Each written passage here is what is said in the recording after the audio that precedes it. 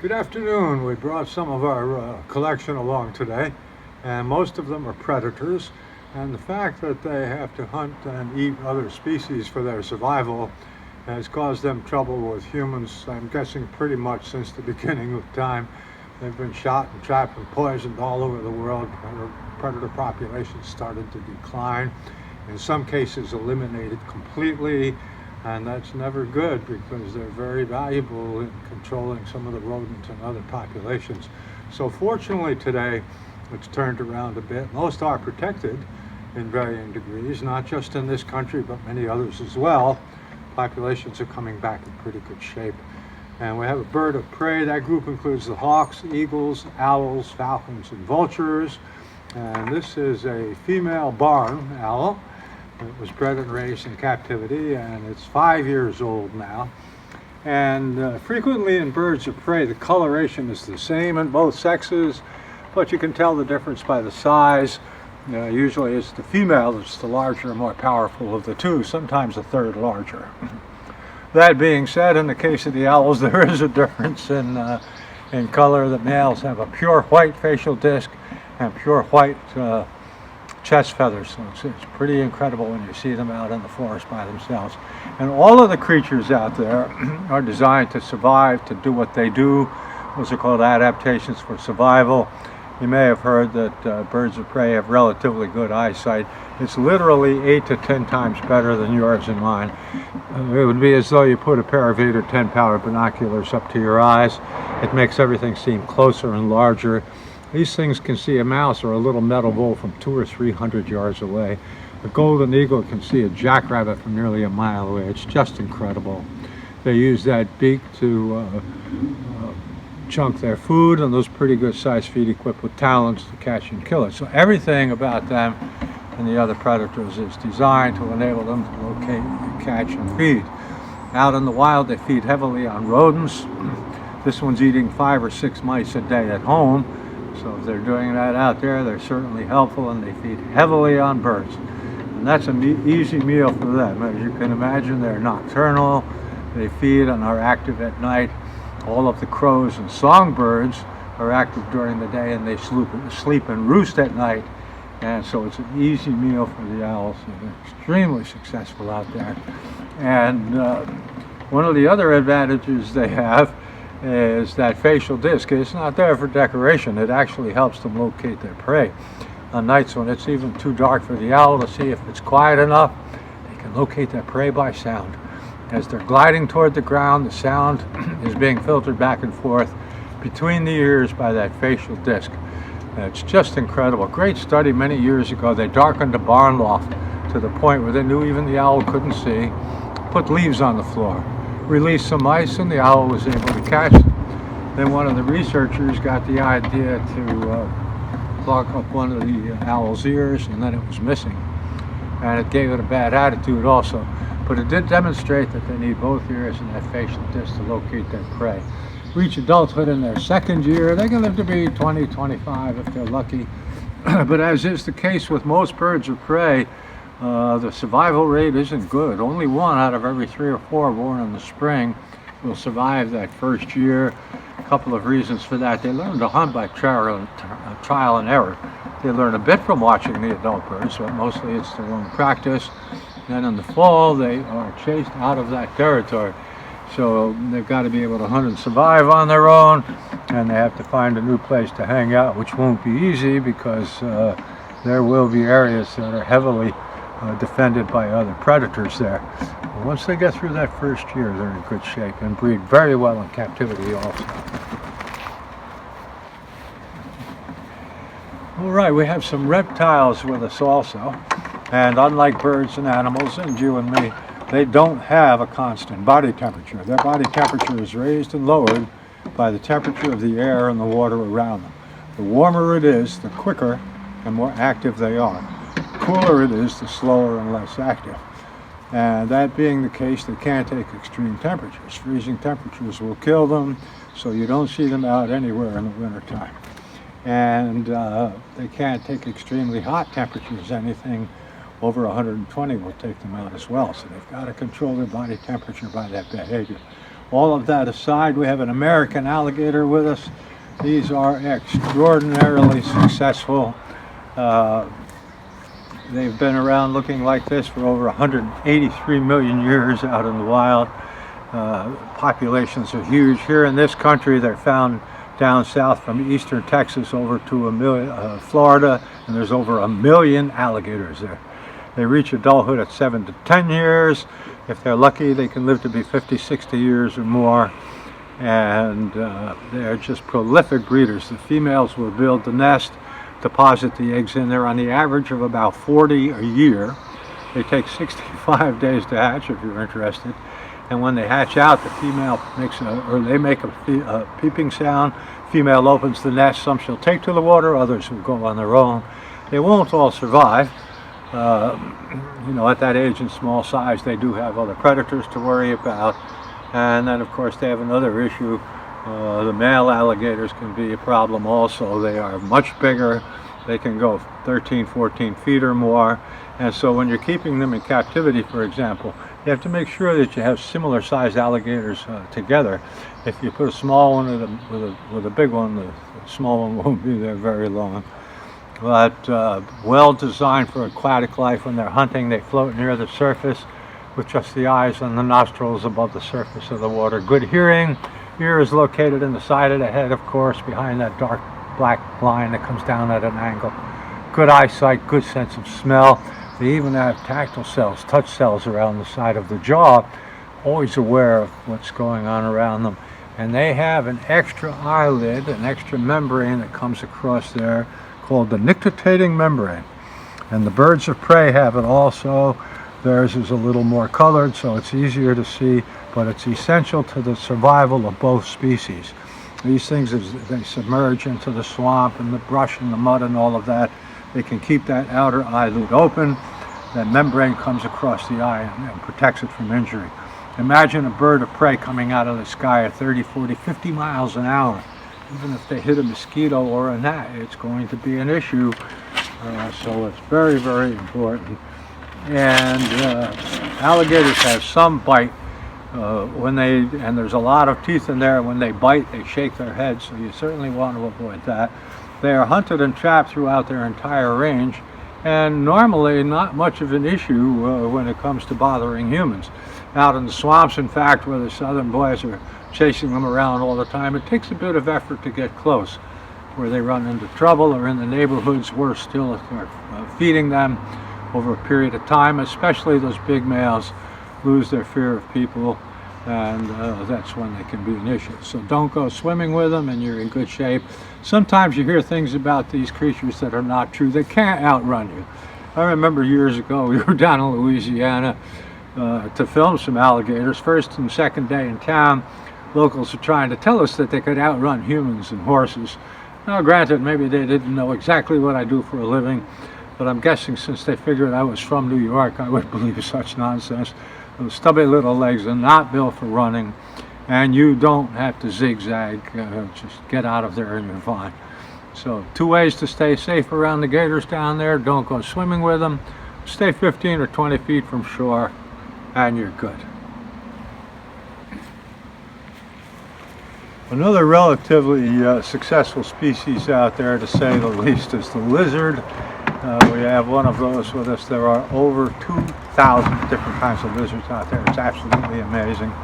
And we have a red tegu lizard with us. These are found down in South America. Extremely successful creatures. And this one was bred and raised in captivity. And it's around 15 or 16 years of age, but they can live to be 20 or more.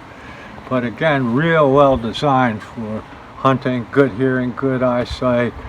Now the sense of smell in these involves the tongue.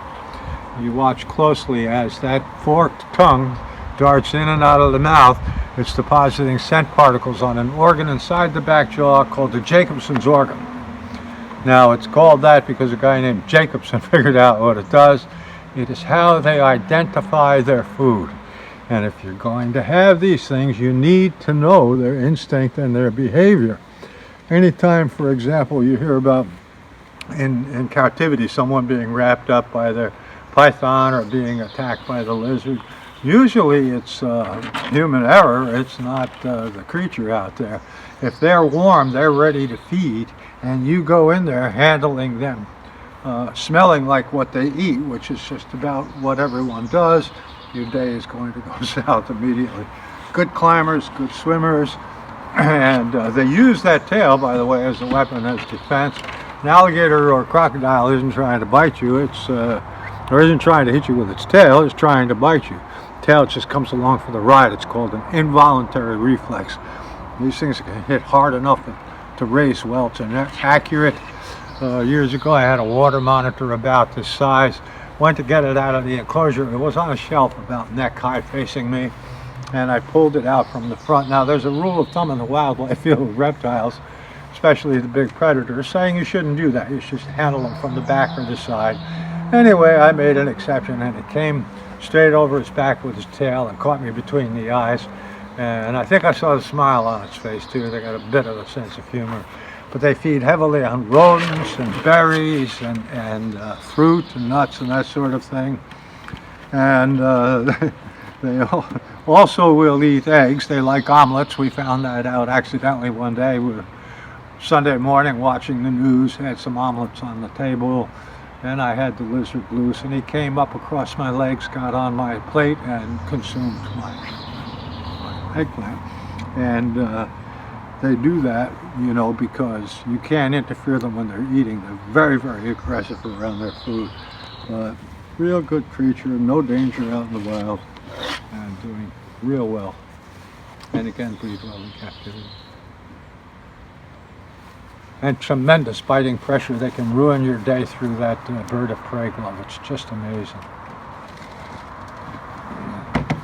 Okay, we have a snake with us also. And some people, believe it or not, don't like snakes. And I don't believe I've ever met anyone that felt that way, that changed their mind. But again, so helpful out there. Worldwide, they're taking out millions of mice and rats a day, which is extremely important. And normally the only times that a snake will bite is if it's going after its prey or if it's frightened or angry. That puts us a long way there to being safe. We don't have any around big enough to swallow humans. We're not on the food list. They're not going to be hunting for you.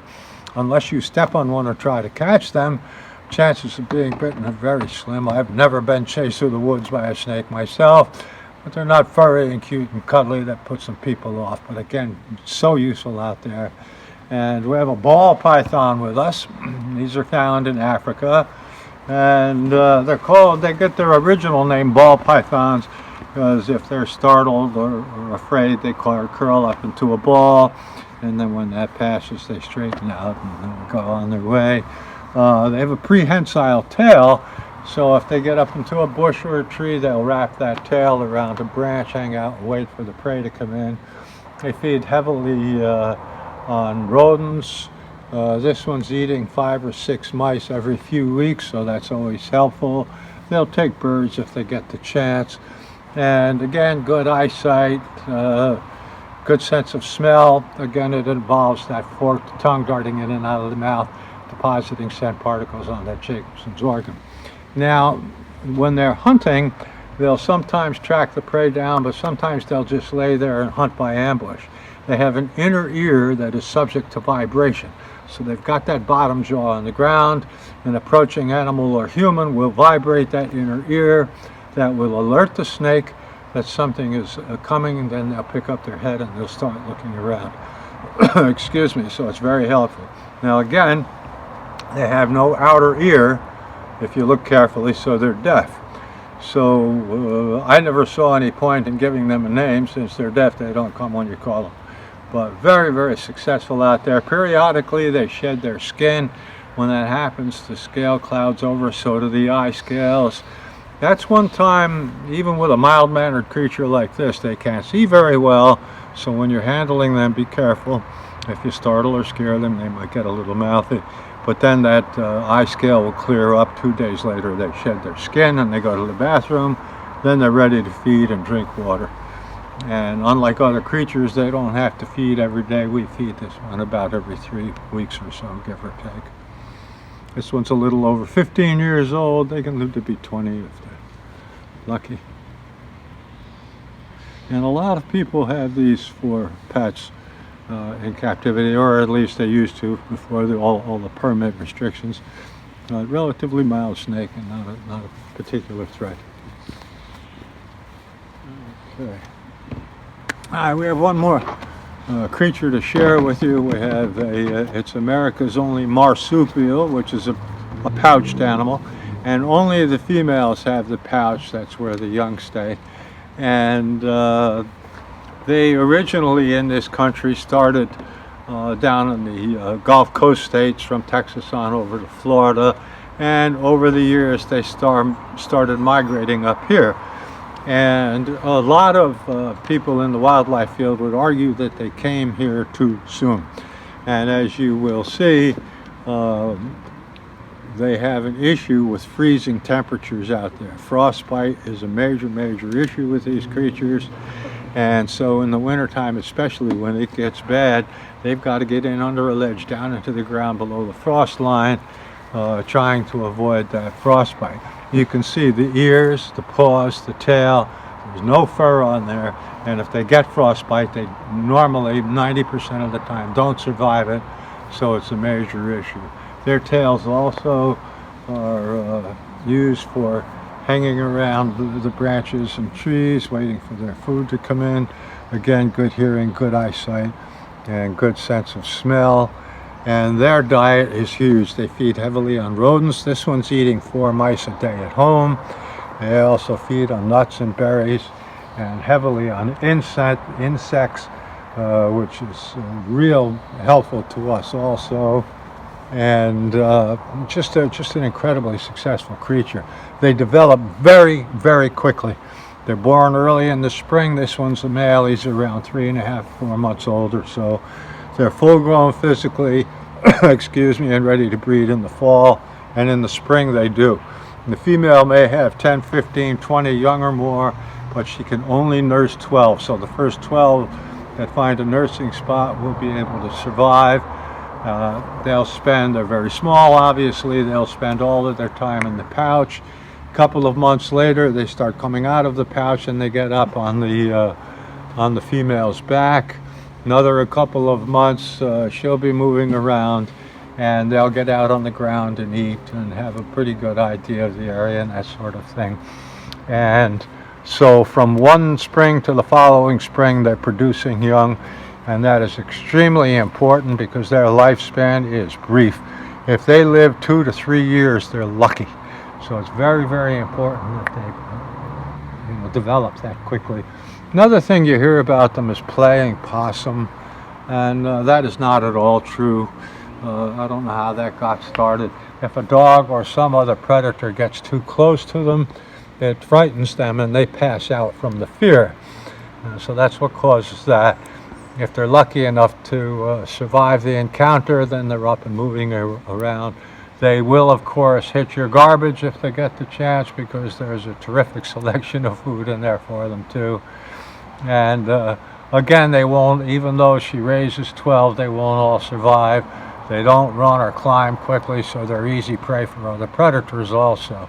But since they reproduce so prolifically, they're in good shape. And the amazing thing about them is the number of teeth in that mouth.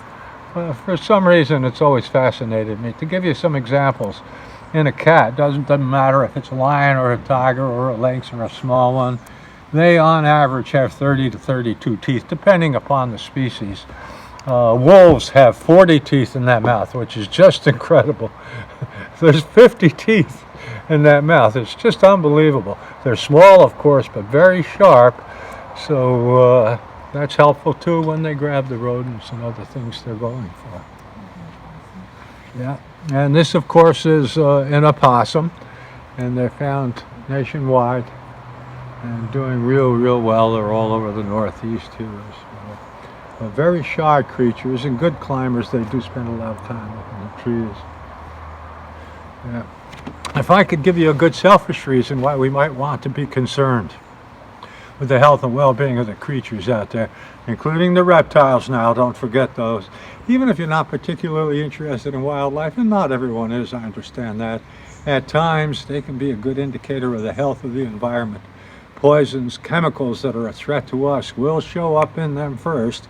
It has happened before.